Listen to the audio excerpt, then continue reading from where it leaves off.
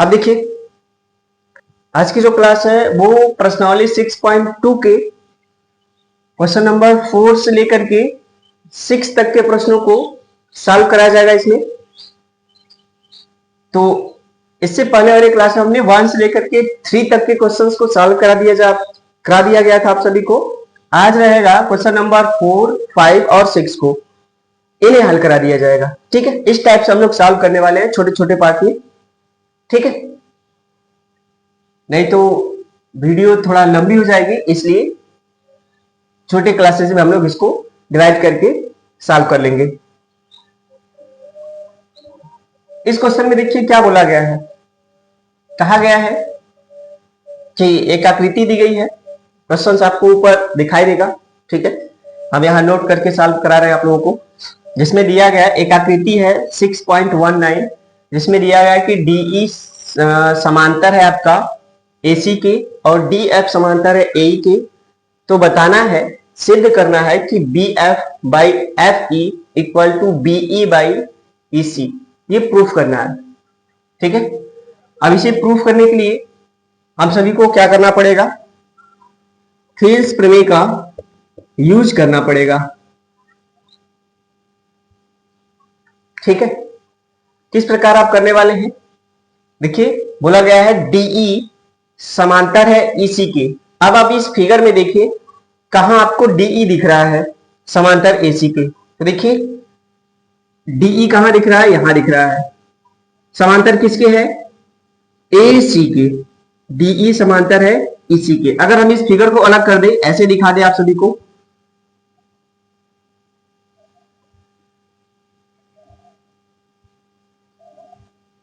ABC, इसमें हम लोगों को दिख रहा है, ABC में हम लोगों को दिख रहा है कि ये DE, ये आपका है DE।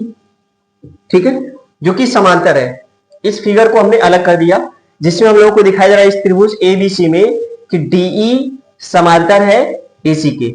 इस फिगर से हमने ABC में दिख रहा है आपको, DE है जो आपका वो AC के समांतर है। तो हमने अलग त्रिभुज दिखा दिया ऐसे, ये त्रिभुज ABC है जिसमें DE समांतर है आपका AC के। अगर इसमें देखिए कि DE समांतर है AC के, तो हम लोग ऐसे सॉल्व करेंगे कि त्रिभुज ABC में दिया गया है कि DE समांतर है AC के। ये क्या है, ये हम लोगों को पता है, दिया गया है। ठीक है, अगर DE समांतर है AC की, तो थेल्स प्रमेय क्या कहता है कि अगर किसी त्रिभुज में किन्हीं दो भुजाओं को अलग अलग बिंदुओं पर प्रतिच्छेद करने के लिए एक रेखा खींची जाए, तो वह रेखा क्या करेगा, इन दो भुजाओं को एक ही अनुपात में बांट देता है। ठीक है, तो आप लिख सकते हो कि DB बाई AD बराबर BE बाई EC। तो क्या हो जाएगा, DB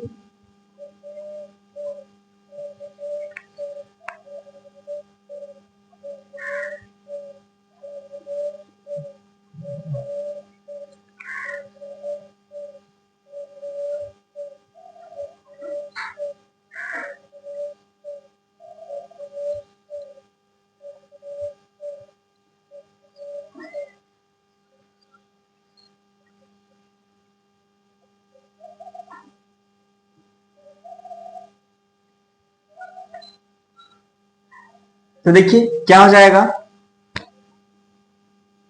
DB बाई AD बराबर आपका हो जाएगा BE by EC। BE by EC कैसे हुआ, ये आपका हो गया थेल्स प्रमेय से या BPT द्वारा, थेल्स प्रमेय से। बल्कि आप इसे एक इक्वेशन का नाम दे दीजिएगा। ठीक है, अब देखिए अगला आगे क्या बोला है। इसी फिगर में आपको दिया गया है कि DF समांतर है A की। ये फिगर आपको ऊपर भी दिखाई देगा। डी एफ समांतर है ए के। अब डी एफ कहां दिख रहा है, डी एफ यहां दिख रहा है कि डी एफ समांतर है ए ई के, ए ई के। तो अगर इसको भी अलग कर दें हम, इस फिगर को भी अलग करें तो देखिए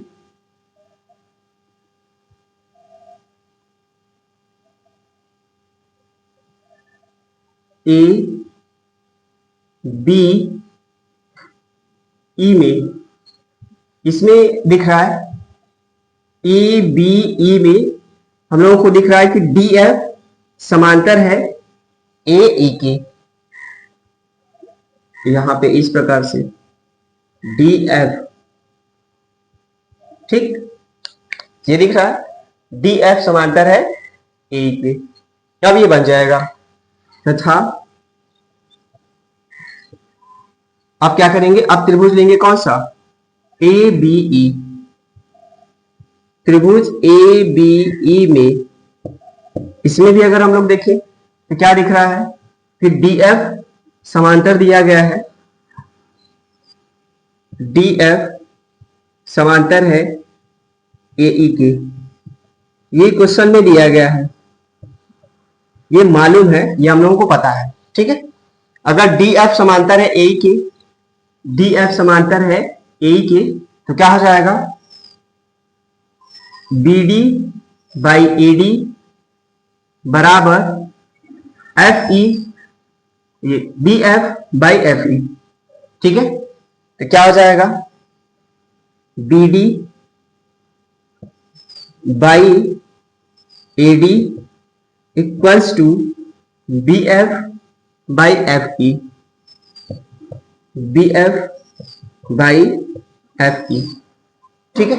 ये कैसे हुआ, ये भी आपका कैसे हुआ, थेल्स प्रमेय से, थेल्स प्रमेय से, ठीक है।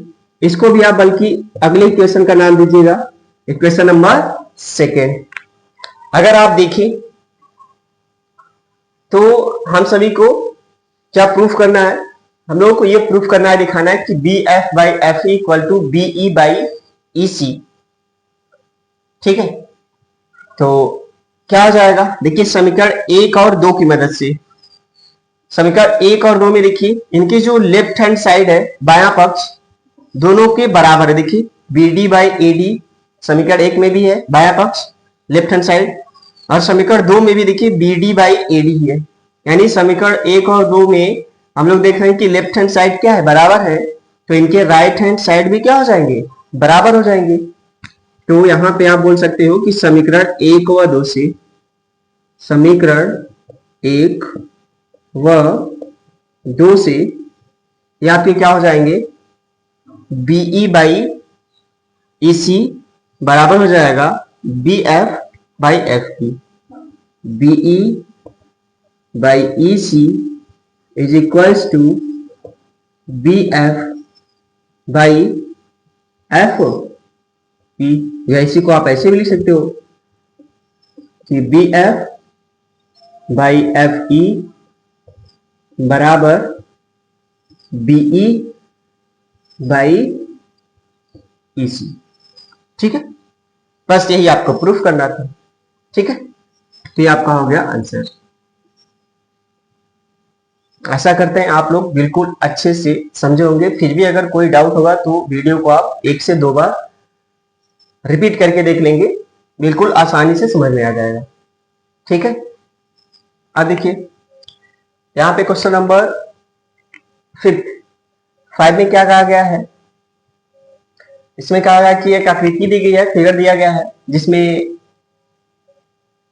डीई समांतर है ओक्यू के। देखिए ये आपका दिख रहा है डीई समांतर है ओक्यू की, ये दिया गया है, और ये भी दिया गया है कि डी एफ समांतर है ओ आर की, डी एफ समांतर है ओ आर की। दिखाना क्या है, दर्शाना है कि दर्शाइए कि ई एफ समांतर हो जाए क्यू आर की। ई एफ कहां पे है, ये ई एफ समांतर हो जाए क्यू आर के, ये सिद्ध करना है। तो चलिए इसके लिए हम लोग क्या करेंगे, पहले देखेंगे कि कौन से त्रिभुज में इस फिगर में देख के बताइए कि कौन से त्रिभुज में डीई समांतर है ओ क्यू के। इस त्रिभुज में कहां पे दिख रहा है कि डीई समांतर है ओ क्यू के। डीई समांतर है ओ क्यू के। तो ये फिगर हम लोगों का दिख रहा है। इसमें अगर देखें कि पी ओ आर, अगर इस त्रिभुज में देखिए पी ओ क्यू है, यहां पे देखिए त्रिभुज पी ओ क्यू में डीई समांतर है ओ क्यू के। ठीक है, तो आप चाहें तो इसको अलग भी कर सकते हैं। इस फिगर को अलग करना है तो अलग भी कर सकते हैं इस टाइप से। ये आपका पी ओ क्यू, इस त्रिभुज में अगर आप देखिए तो यहां पे हम लोगों को ये दिख रहा है कि जो आपका D है और ये जो E है, यहां हम लोगों को दिख गया कि DE इस त्रिभुज में POR में DE समांतर है OQ के। तो अब हम लोग यहां पे प्रूफ कर सकते हैं कि जो हम लोगों को लाना है ये लाना है, तो इसके अनुसार आप प्रूफ कर सकते हैं। ये तो लिखेंगे कि त्रिभुज POR में POR POQ है। यहां पे आप लिखेंगे कि त्रिभुज POQ में क्या दिया गया है कि DE समांतर है OQ के। ये मालूम है, पता है हम लोगों को, दिया गया है, दिया है। ठीक है, अब देखिए अगर DE समांतर है OQ के तो इसका मतलब क्या है कि ये जो DE है वो PO को और PQ को एक ही अनुपात में बांट देगा। ठीक है, यानी ये हो जाएगा PE by EQ equals to PD by DO, PD by DO। इसको एक समीकरण का नाम दे देंगे, मान लेंगे समीकरण नंबर 1 है। ये कैसे बराबर हुआ कि PE बाई EQ बराबर PD बाई DO, तो थेल्स प्रमेय से या BPT द्वारा, थेल्स प्रमेय से। ठीक है, थेल्स प्रमेय द्वारा।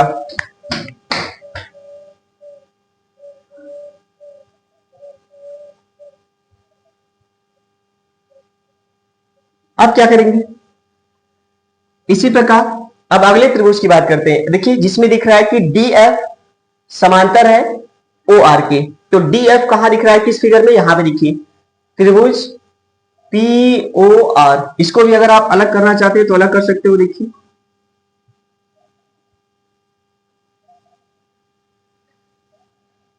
ये आपका ट्राइंगल है POR। इसमें देखिए तो इसमें हम लोगों को दिख रहा है DF।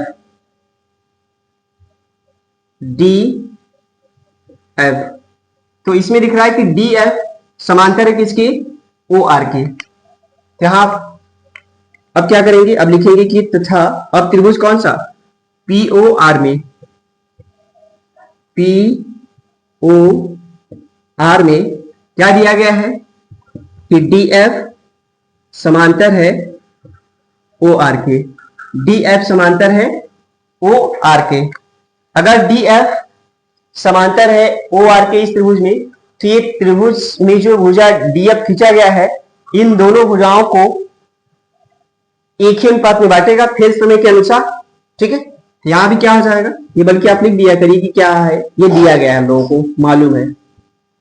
ठीक है, अगर DF OR के समांतर है तो थेल्स प्रमेय के अनुसार ये क्या हो जाएगा, ये हम लोगों का हो जाएगा कि PE by FR, PE by FR is equals to PD by DO। इसको भी आप अगले समीकरण का नाम दीजिएगा, समीकरण नंबर अगला है यानी सेकेंड है। ठीक है,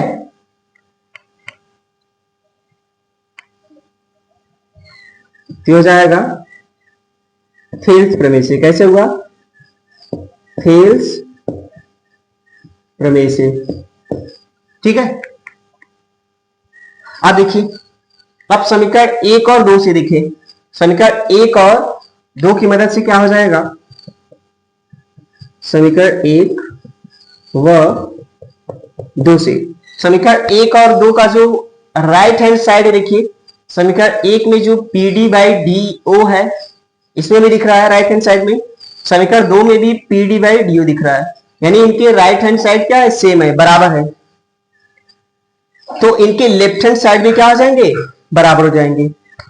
यहां से हम लिख देंगे कि समीकरण 1 और 2 से PE by E Q equals to PE by F R, ये हो जाएगा। ठीक है, अब देखिए पीई बाई ई क्यू और पीई बाई एफ आर कहां दिख रहा है, किस त्रिभुज में दिख रहा है, तो आप देखिए इसमें बड़े वाले फिगर में पी क्यू आर में, अगर पी क्यू आर में आप देखिए तो इसमें हम लोगों को दिख रहा है कि पीई बाई ई क्यू, ये वाला पार्ट और ये वाला part, PE by E Q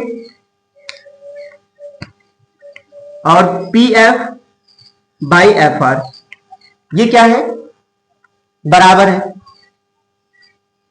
ठीक है, इसी में दिख रहा है, देखिए पीई बाई ई क्यू अब बराबर आपका हो जाएगा P F by F are. अब आप देखिए पीई बाई ई क्यू और P F by F R कहां दिख रहे हैं, किस त्रिभुज में दिख रहे हैं, तो इस त्रिभुज में बड़े वाले में देखिए पी क्यू आर में पीई बाई ई क्यू बराबर है P F by F are के। ठीक है, यानी भुजाएं क्या है, उस बड़े वाले त्रिभुज में समानुपाती दे रहे हैं। जब भी भुजाएं समानुपाती होंगी तो हम कहेंगे कि ये वाला जो भुजा है वो इसके क्या हो जाएगा, समांतर हो जाएगा, थेल्स प्रमेय के विलोम। ठीक है, यानी बीपीटी के विलोम द्वारा, है ना, तो यहां आप लिख दीजिएगा, बल्कि क्योंकि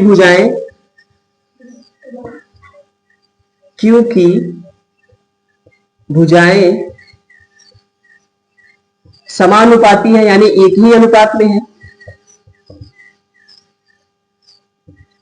क्योंकि भुजाएं क्या है, समानुपाती है,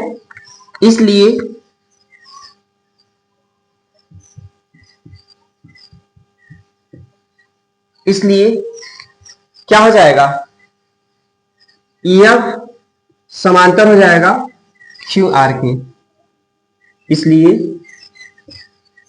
EF समांतर होगा QR के।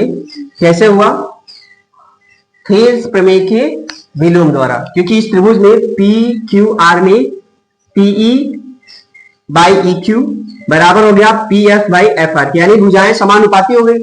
अगर भुजाएं किसी त्रिभुज में समानुपाती होती है तो थेल्स प्रमेय का विलोम क्या करता है कि ये जो रेखा है वो इसके क्या होगा, समांतर होगा। ठीक है, तो आप लिख देंगे थेल्स प्रमेय के विलोम द्वारा, थेल्स प्रमेय के विलोम से। ठीक है, या विलोम द्वारा, थेल्स प्रमेय के विलोम द्वारा क्या हो जाएगा, ये जो भुजा है EF वो समांतर हो जाएगा QR की। यही आप सभी को दिखाना था। आशा करते हैं बिल्कुल आप लोग आसानी से समझ गए होंगे। बल्कि देखिए आज की क्लास को यहीं पे करते हैं समाप्त। ठीक है, क्वेश्चन नंबर 4 और 5 को हमने कंप्लीट कर दिया। इसके बाद अगले क्लास में क्वेश्चन नंबर 6 से आगे तक के क्वेश्चन को सॉल्व कराया जाएगा। ठीक है।